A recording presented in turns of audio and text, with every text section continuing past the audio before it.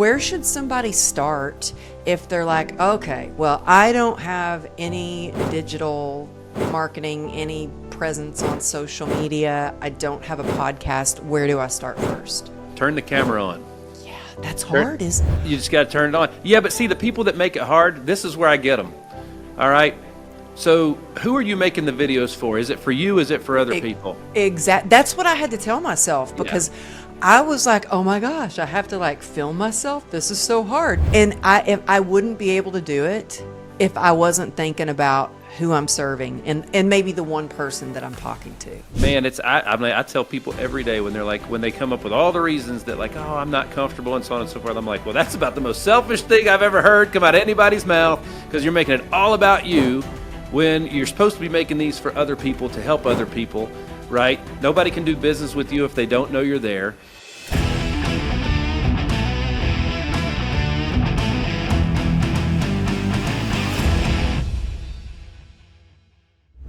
Hey there, it's Amberly here. Thank you for tuning in to True Grit and Grace. I have a legend on the show today. You're in for a real treat. I have Nick Hyder with us. Y'all, he's the founder of Team Hyder, a business enterprise focused on helping entrepreneurs drive growth. And he's got a huge podcast, a beautiful studio in Nashville that I can't wait to get to. But he's been featured on so many things: NBC, Fox, CBS, Yahoo, the New York Times. And he is just such an incredible leader and entrepreneur. And so I can't wait to get into this conversation. Nick, thank you for being here. It is my great honor and pleasure. And that was a wonderful introduction. I'm looking forward to filling the big old shoes that you just laid in front of me. Let's rock and roll, baby. You're amazing, all that you've overcome. And I want to get into the digital marketing and branding and podcasting and what a difference that makes in your business. But before I get into that, I just want to really acknowledge, like, you were an incredible athlete into baseball.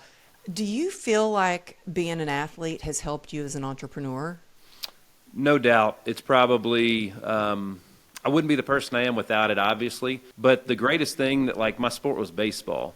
And baseball was a great life preparation tool, because the best player on earth, when they're on offense, they get out 70% of the time.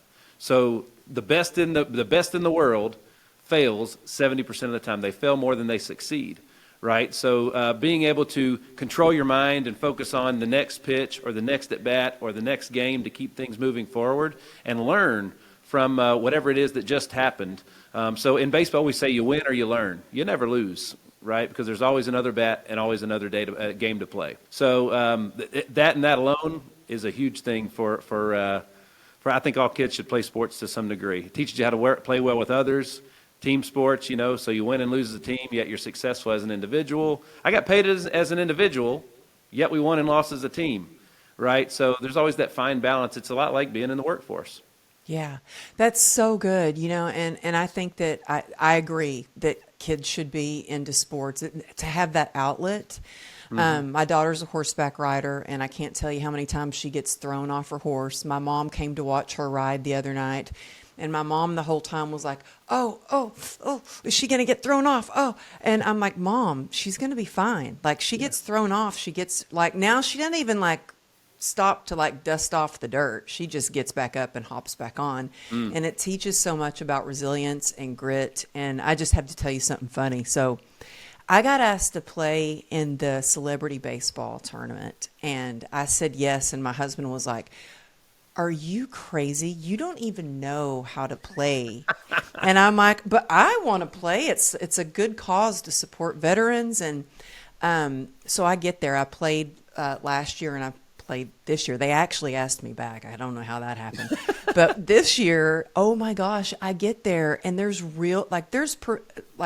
professional players there, baseball, football, there, and then there's me. And we're lined up, and the coach is like, yeah, Amberly, you're going to play second base. And I'm like, what? And I think I started sweating. And I love it. I went over, I was like, hey, look, I am here to support, and I'll get up to try to hit the ball. But I don't think it's good for our team if I play second base because I've never really played before. So I didn't Right on. play. I didn't play. I got up, I was there, ran around a little bit, but yeah. So I really admire you for being able to just catch a ball, throw a ball, slide into first or home run. I don't know. I just admire you for that. And Well, thank you. um, oh, I do. And I think, but I wanted to ask you, you said something. I've been stalking you on social media and your podcast and everything, listening to your podcast. And one thing you said was knowing who you are is more important than knowing what you do. Was it hard for you when you stopped playing baseball to try to discover, okay, because my whole identity was being a dancer. Then my whole identity was in the fitness industry. And then when I lost Yeah. all that, I'm like, oh my goodness, well, who am I? Was that hard for you?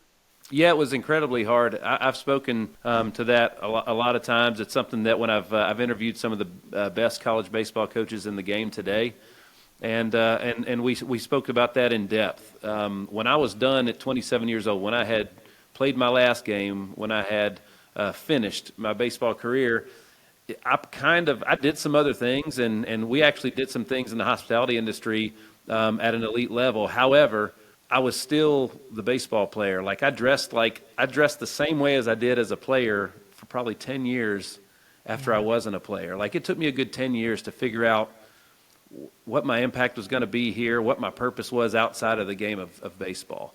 So it was something that I've talked to the college coaches about, how can we help your seniors shorten that journey? Because it's all of you. Once you get to that high of a level, it's all of you.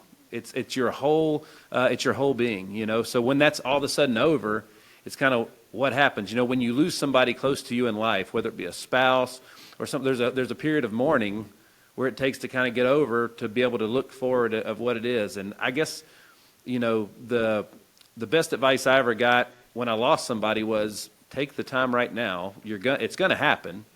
Take the time now to kind of to get through the storm so you can get to the other side of it, versus if you run away from the storm is eventually going to catch you and you're going to go through it anyway. It's just going to take longer. So when it came to baseball, it's that's the thing. It's all right, the game's over. Let's just sit down and pause for a minute. Let's look back. Let's say this is what it was, and it was great, but now we got to start to look forward. You got to mourn a little bit, I think. Yeah, I agree. And thank you for sharing that when you were talking about running away from the storm. That's what I did for a long time. And it does catch up to you. And then there's a saying that I think I could be getting this wrong, but when there's a storm, that buffaloes run right into the storm and they Bison get through do, it yeah. faster. They sure And do. yeah, and I remember when I stopped dancing and I told my agent, I was like, I'm not going to dance anymore. I had a baby and I didn't want to be away from her and travel all the time like I was doing. And I remember when I became a fitness trainer, I would go into the gym and I still danced I still trained clients and showed up like I was a dancer. And I don't know if anybody knows this, but dancers usually wear cut up sweatshirts, flannels, tied around their waist. And That's right. I had one of the owners of the gym come up to me and she said, where do you buy your clothes? She goes, do you get them at Goodwill? Do you find them in the trash can? This is not you look like a slob. You don't look professional. And I was like, wow, it was really hard to hear. But after that, I went out and I bought matching tracksuits. Yeah, that's But right. you know what? It worked because I then became dressed like a professional fitness trainer. And so, yeah, when you were telling us that, you dressed like a baseball player for so long, I totally relate to that. So being an entrepreneur, you were in the bar business. That's actually where you met your wife. That's right. Y'all worked in a bar, and you did everything. You were a DJ. Yeah. Yeah. And she was a bar. I was a bartender once, and so you worked in a bar. That's where you met your wife. It is. She did everything from, she was the shot girl. She did beer tubs. She was a bartender. She ran some of our establishments for us and was amazing at it. Ran 2 or 3 at a time at the same time for us. So, I mean, my wife is a badass. Like, she's a rock star, man, And, but that's kind of what, as an athlete, I played at an elite level. We got into the bar business, and within 5 or 6 years, we went from people that, frequented them or worked in them to owning them and owning multiple ones and owning some of the biggest and best ones in town. So we did that at kind of an elite level. Then we got into insurance, and it took a little while, but then as personal producers in our own agency, we became recognized on the national level. And then as launching other people's insurance agencies, we became recognized on the national level, right? So that's just kind of been a theme for us. So when we got into podcasting and digital marketing and even what we're doing with Sirius Radio and credit card processing, everything that we do, we're just climbing the ladder because we can feel like we can access the top. Oh, that's amazing. Well, you said one thing that I loved, that I don't need a safety net. I need a ceiling to be removed. I love that. That's right. That's right. A lot of times, well, there's an old saying that William Arthur Ward said, that some men break records and records break some men. I kind of butchered a little bit, but it's basically pressure makes diamonds and pressure bursts pipes, the same pressure. And that's kind of a choice that you get to make, right? So when it comes for us, we choose that, like, I feel like if you have a safety net, you're going to use it. I feel like if you have a safety net, you won't be as focused as you could as if you didn't, right? So I completely agree. Yeah.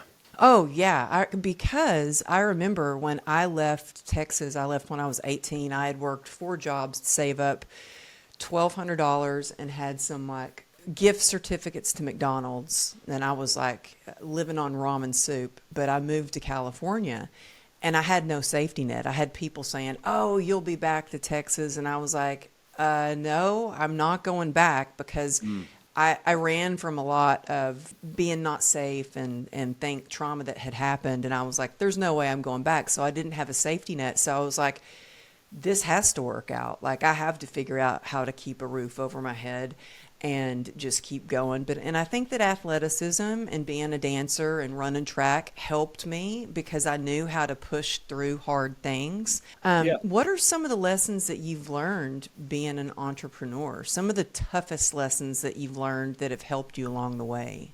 Well, first of all, as a man of faith and a big believer, you wouldn't recognize good if there wasn't evil. You wouldn't recognize light without dark. Yeah. So it kind of goes back to the last time that my parents bailed me out financially. I was 32 years old. Really? And the greatest thing that they told me at that time is I'm 43 now, right? So it was 11 years ago. And I needed $300 to basically reserve my spot as an insurance agency that basically just paid for the state licensing. And they wouldn't give me the contract if I didn't enroll in the course. I didn't have the $300.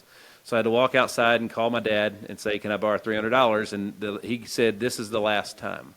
And that was one of the great, that was the gift. The $300 wasn't the gift. It was him saying, this is it. You're on your own from here on out. It's your turn. You know what I mean? It's your life. Own it. And and from then on out, that was, if going back to when my wife and I truly started to achieve success or stability or happiness or whatever you want to call it, it goes back to that moment, because we knew then from then on out that was the safety net had been removed, right? So that our parents were our safety net. Yeah, you know what? I remember I never asked my parents to borrow money. I started working really young, and I never asked my parents to borrow money, except for one time. I was going through a divorce. I was 23 or 24 years old. And I wasn't working as much as I was because of having a baby. She was a year old at this time when I was going through a divorce. And I needed $2,500 for a retainer fee for a lawyer. And I called my mom, and she said, I don't have it. I can't. I don't have it. Called my dad, and he said no.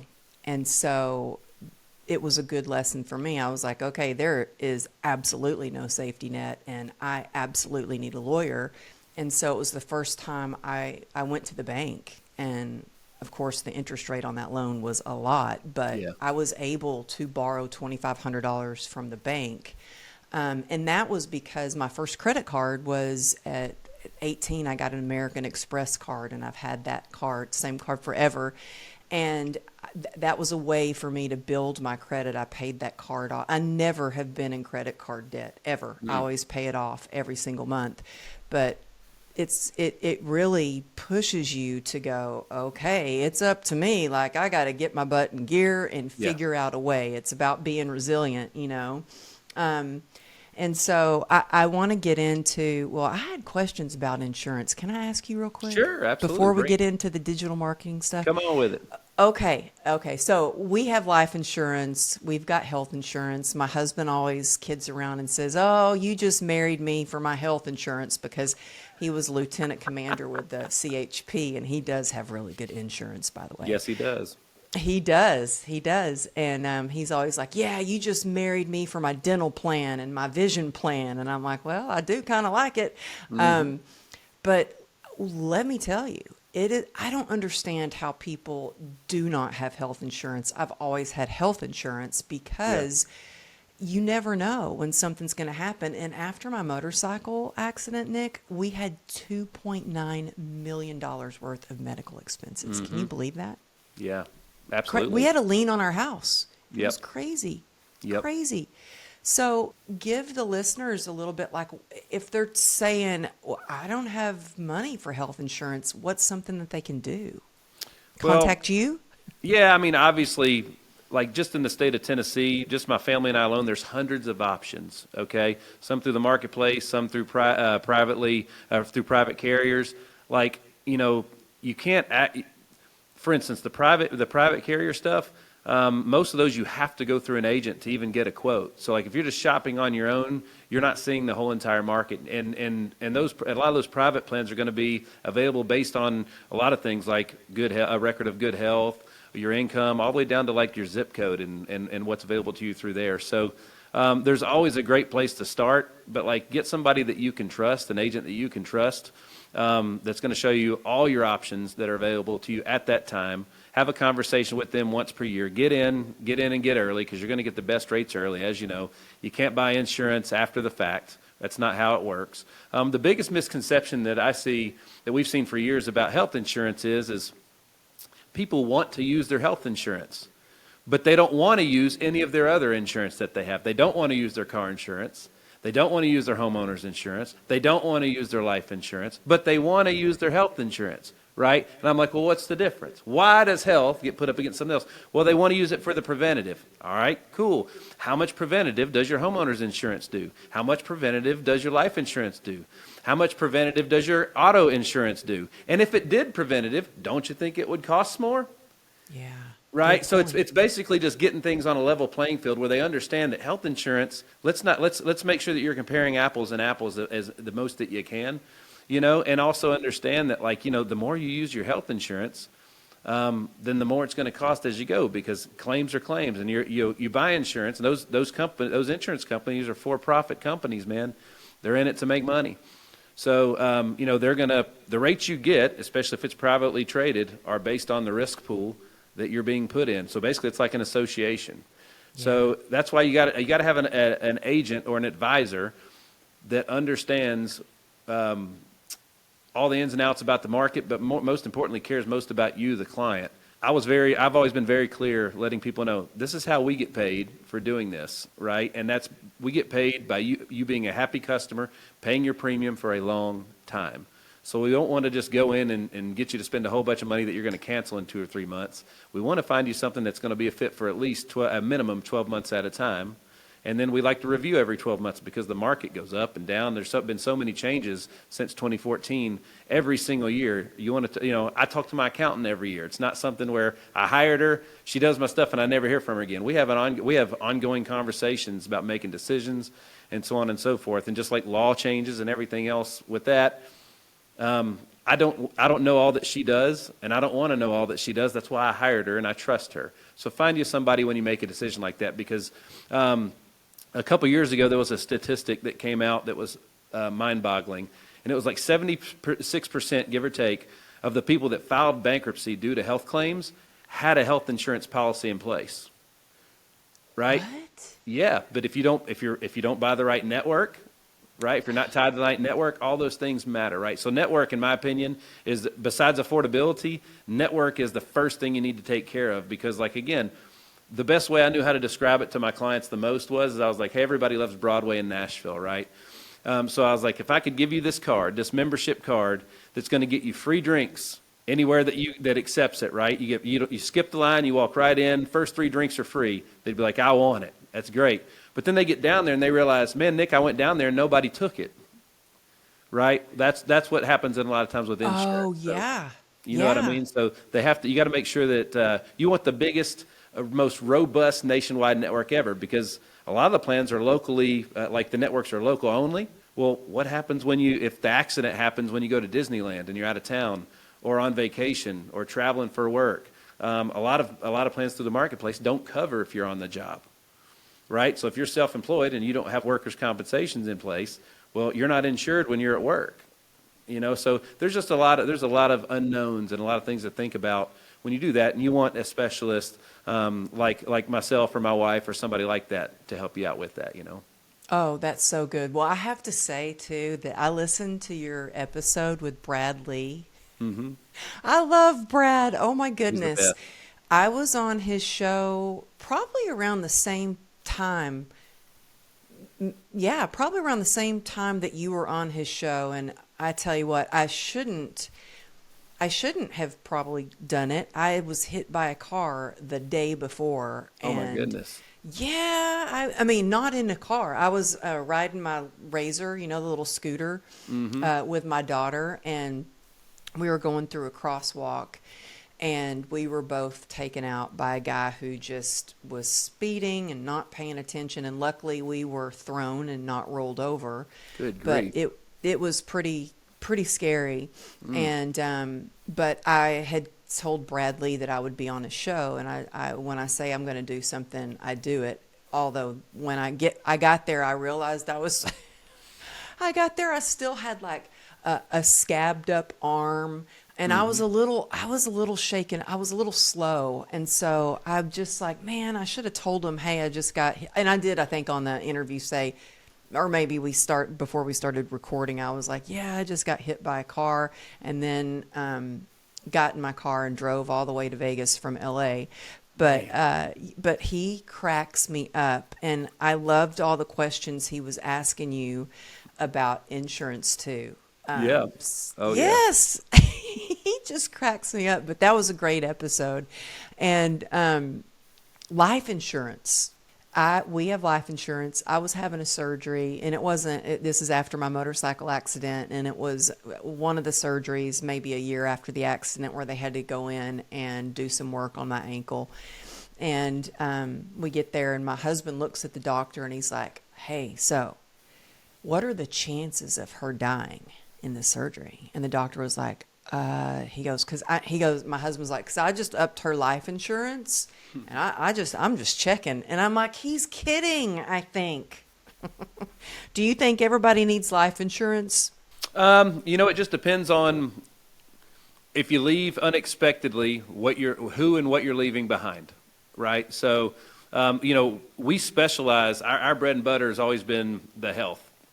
All right, so the life, something as important as insurance, and as hard as it is to stay current on everything else, especially with all the regulations, I don't know a lot about home and auto insurance, but I have great people that do that are also who we who we refer out our health clients to. But when it comes to life insurance, the earlier you can get into your risk pool, the earlier you can get it, the better.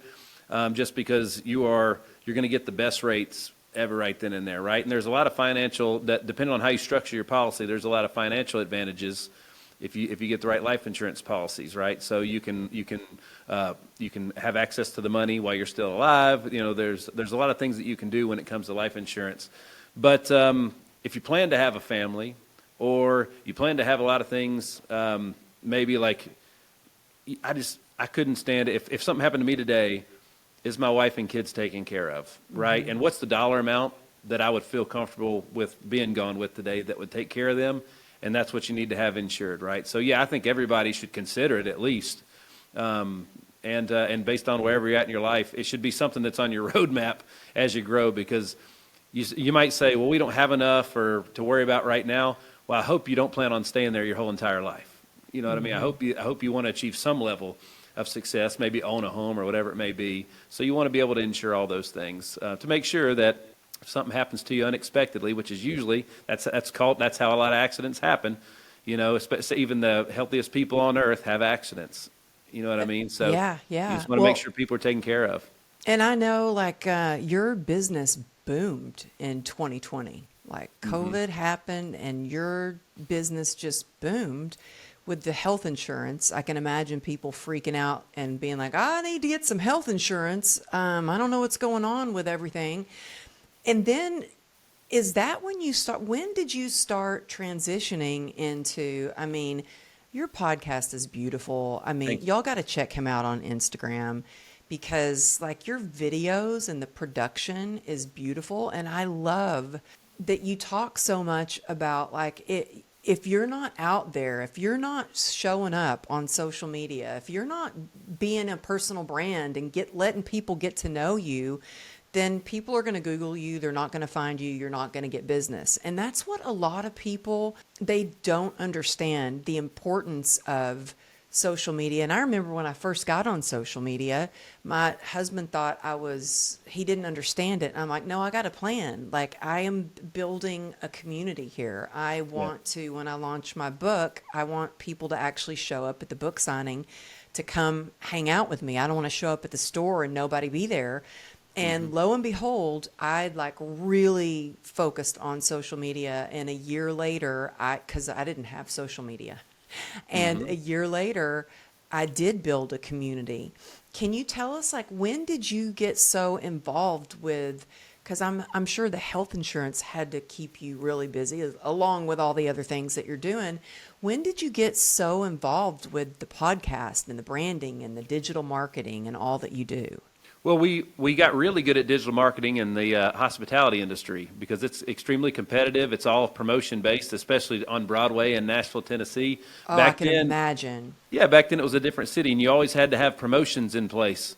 To have something to tell people this is why you should come on this Friday versus Thursday or Saturday or whatever it may be. We're going to have this act in this band or this DJ. This promoter is going to have this event, whatever it may be. So we leveraged social media a ton back then. And when we got into insurance, the first thing they did is, it was like, hey, call the people you know and tell them what you're doing. And then there was these things called leads, basically data, people's email addresses, phone numbers, as much information as you could get on them. They were like, now call these people. So right? you were just doing cold calls with that? Most people start that way because if not, how would they sell a policy? Nobody knows that they have an agency, right? So in the insurance space, if most of them don't come in with a personal brand, or most of them don't come in with a very strong presence on social media or have a strong digital platform of any type. As a matter of fact, most people get into insurance not by choice. It's because they failed at everything else and they're at rock bottom. Oh, if I'm you're being totally kidding. honest. So, And they're thinking, okay, this is I'll give this a try.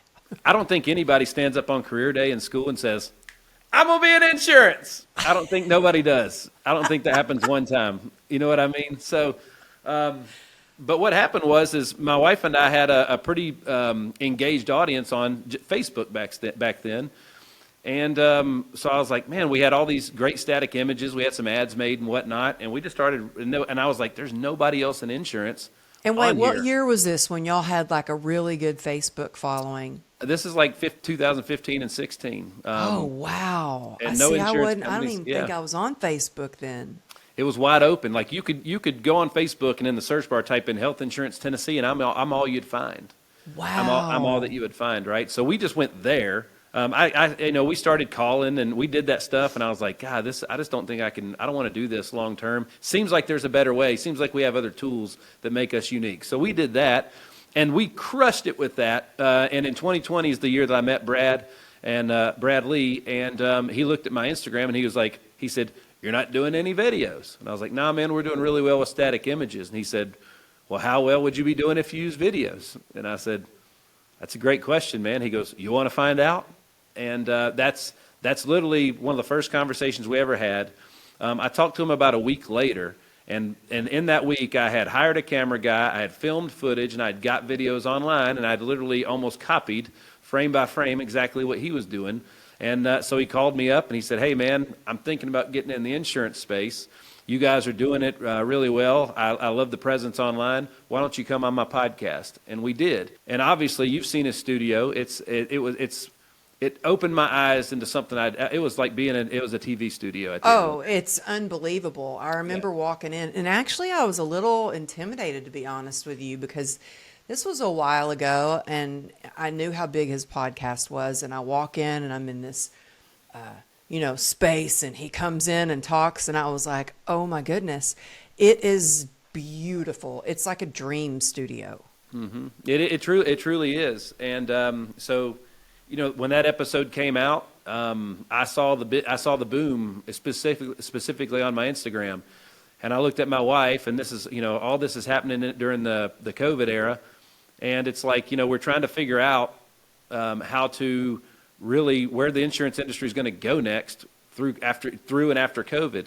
Mm-hmm. And so data became way more important. But more than anything, I saw what video and a podcast can do, and I looked at my wife and I was like, we need to build that. So actually, the studio I'm sitting in today, you would recognize it because you'd be like, this looks like a smaller version of what Brad has. And when Brad uses it when he's here, it's the same. That's why we did it.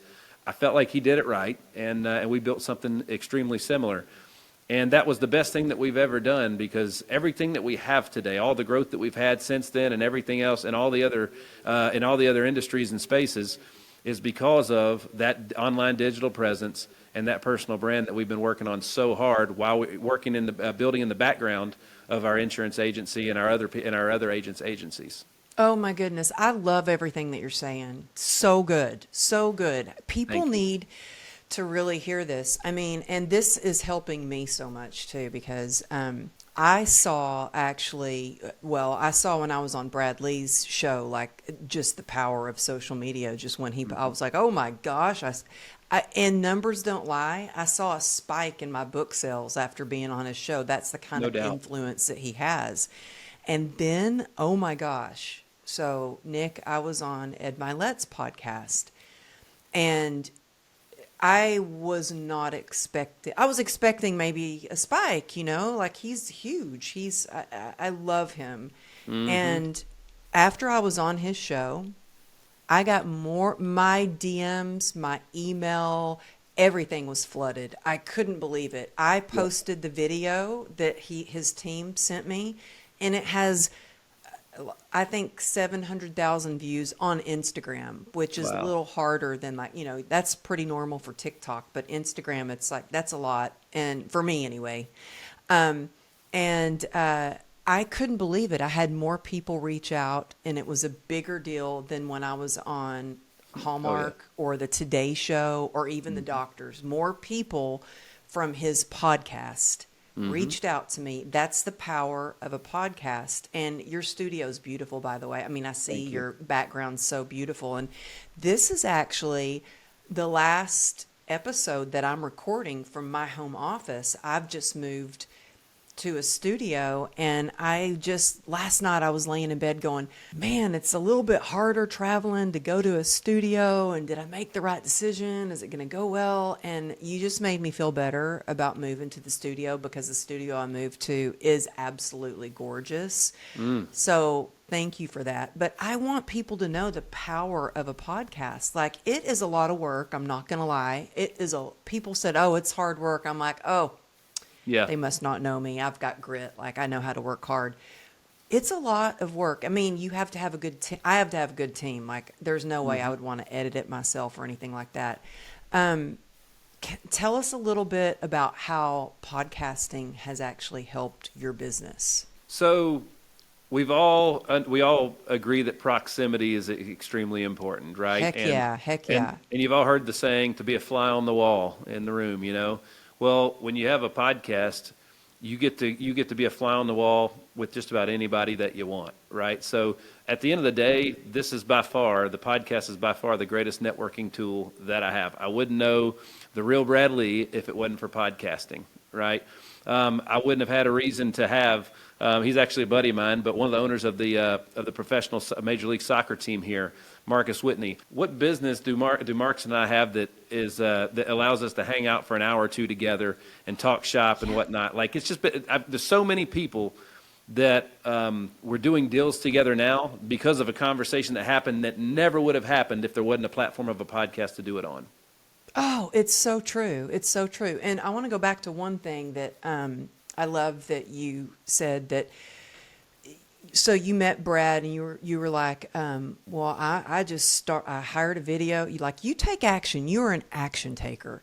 Absolutely. And you started making videos and you didn't try to completely reinvent the wheel and do something. You just like found somebody that like, okay, this is what works.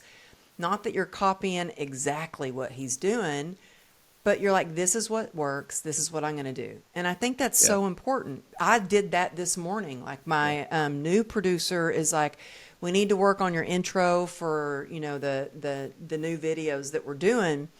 And I sent them an email right before we hopped on this call. And I was like, hey, I was looking at like what works, and I said, I need you to take a look at like Ed Milet's and what he does for his intro. I said, I want to do that with my branding. Can we do that? And so I did the same thing. And because look at people that have done something and they have figured it out and go, okay, they have figured it out. Let me just go and do what they're doing. And that's what I teach people in my mastermind.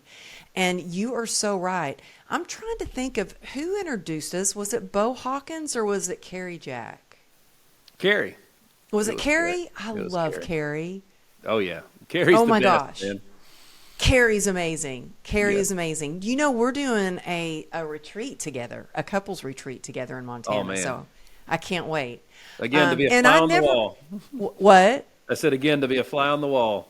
Well, yeah, you know, I wouldn't be doing a retreat with him if I hadn't been on his podcast. That's right. And then he was on mine. He came back on mine. We've become really good friends. If we hadn't done a podcast together. Oh, and let me tell you something. I have to just say this. I haven't shared this, but when I went to Ed's studio, I was the first guest in his new studio because he moved.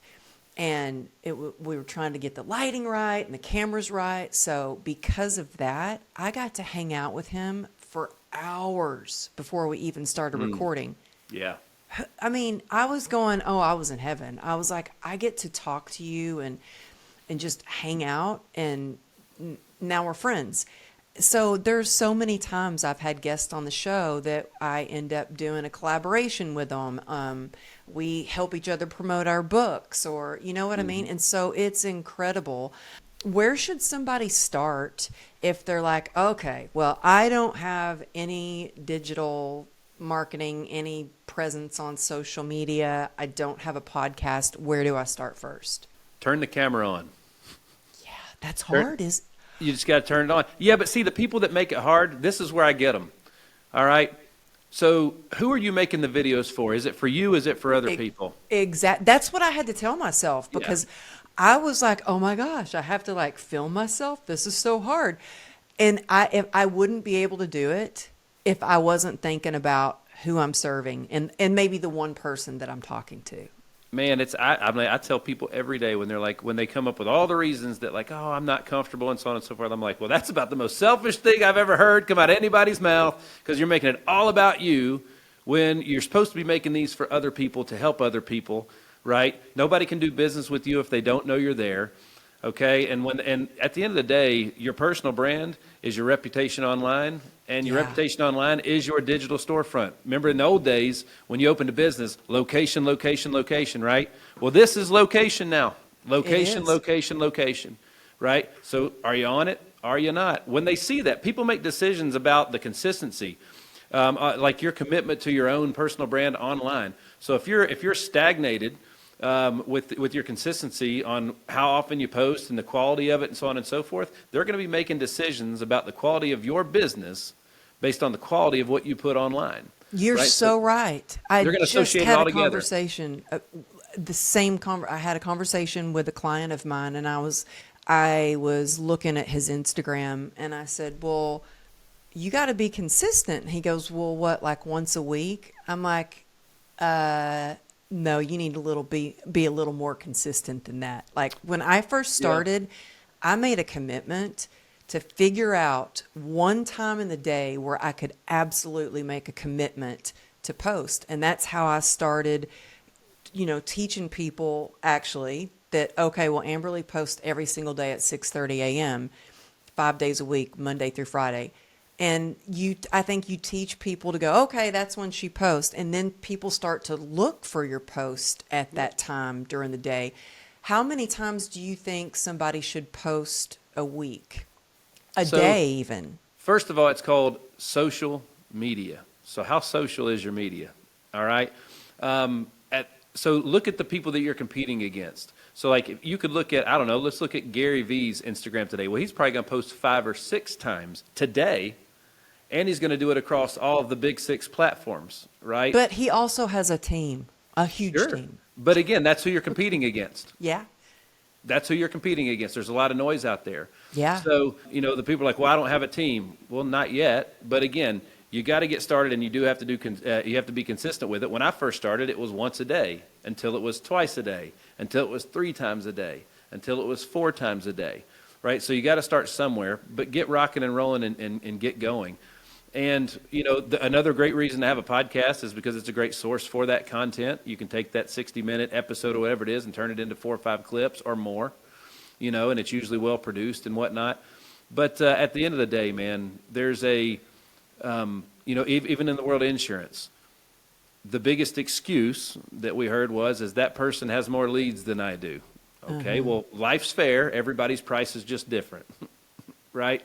So that means, one, you've got to get better because you've got to convert a higher ratio than they do with more leads. But over time, everything that you know does start to compound.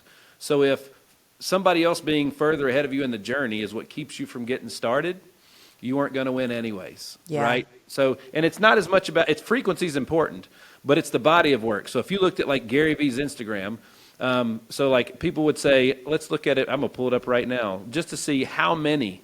The total number of posts is what's so important. Gary Vee, 9,191 posts on Instagram. 9,191. I'm only at 6,000. So why would I expect to be where Gary is if I've only done 2/3 of what he's done? And by the way, wait, Nick, how many are you at? You're at 6,000? Oh yeah, let's see. Wait, what year did you start Instagram?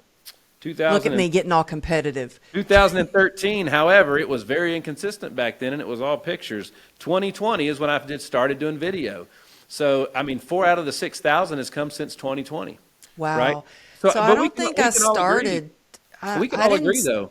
If you want to get somewhere, so if you do 1 a day, it's going to take you this long to get to where you want to go. But if you do 2 a day, and 3 a day, it's going to take less time to get there the faster you can ramp those things up, right?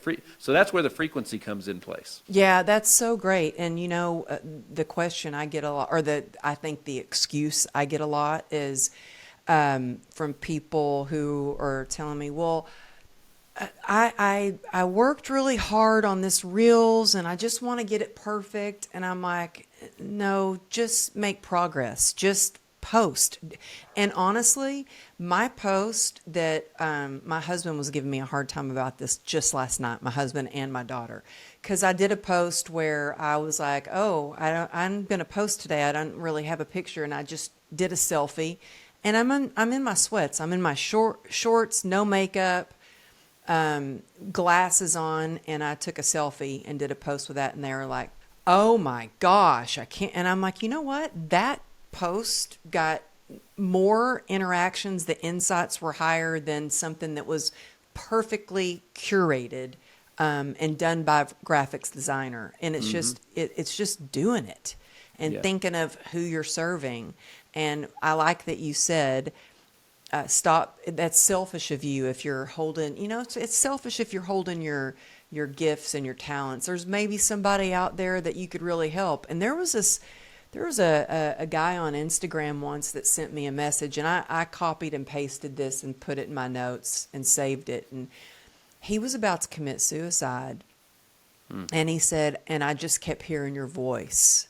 And so I didn't. And I was like, imagine if I didn't make that video that he heard, you know? So that I mean, just do it and be consistent with it. So I love. Do you remember the guy that didn't post? Nobody does. Yeah. What are Nobody some of does. the excuses that you hear and that you tell people to get over? Oh, it always comes down to money, vision, plan. You know, your GPS only works if you give it a specific location. It doesn't. If you just type Nashville, Tennessee, I don't know exactly where you're going to end up. But if you start from the end, it'll give you a route. It'll give you multiple options on how to get there. It'll tell you what time you need to leave, how fast you need to go. If something happens on the way and you've got a detour, your new arrival time.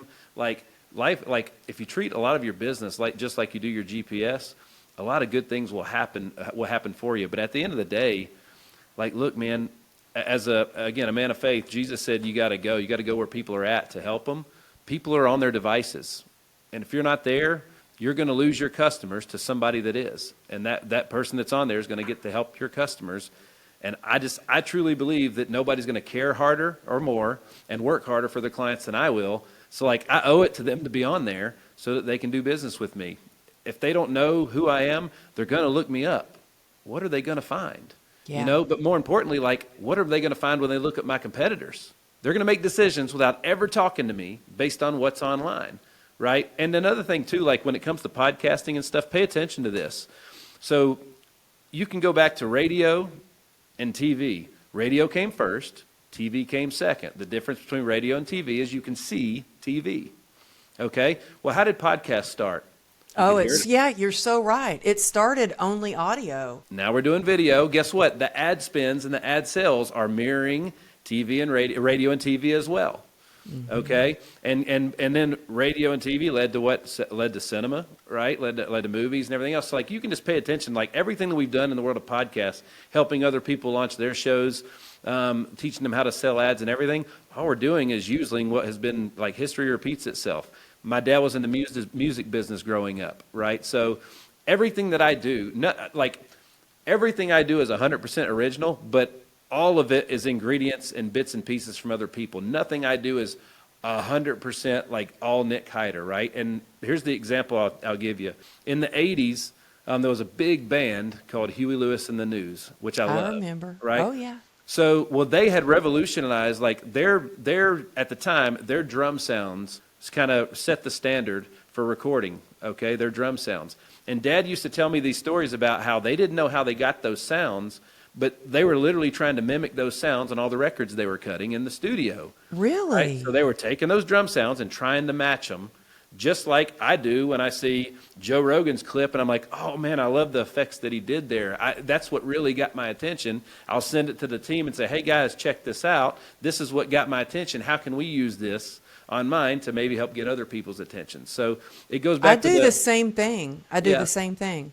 It goes like back to the I brand looked builder at thing. your videos, Nick. I look at your videos and I'm like, they're gorgeous. They're all inspired by others. All of them. They're beautiful. Y'all have to check them out on Instagram. Well, that's where I stalk you.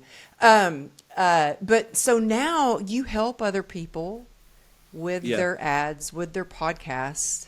Can people go? Do you have a studio where people can go and record their podcast? We do, and it's called HitLab Creative Studios. It's on Instagram as well. But basically, like when I built the studio for me, and I built the team for me, and then I was working with other ad agencies, promote PR companies to try and creative teams to make my stuff better. And no matter how many of them I went to, I got the exact same results, and I just didn't feel important. And I felt like I was doing more teaching than I was getting taught. So I ended up been there. Bringing some people in house. I was like, well, I'm going to hire this person, and this person. The guy you met before, Jim, it literally moved him here from St. Louis to run that company. We started an agency because nobody else could serve me the way that I wanted to be served, which means there's a lot of people like me out there, right? Yeah.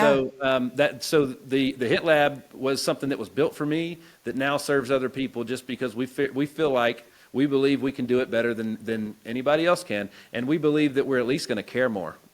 Well, that shows. And I have to say also, I love your faith. I love that you talk about faith as well. So I just wanted to mention that. And there's a million other questions. Nick, I had like 2 pages of questions, and we didn't get to all of them, but I just wanted to say thank you again for being here. And, you say hard work beats talent. I completely agree with that.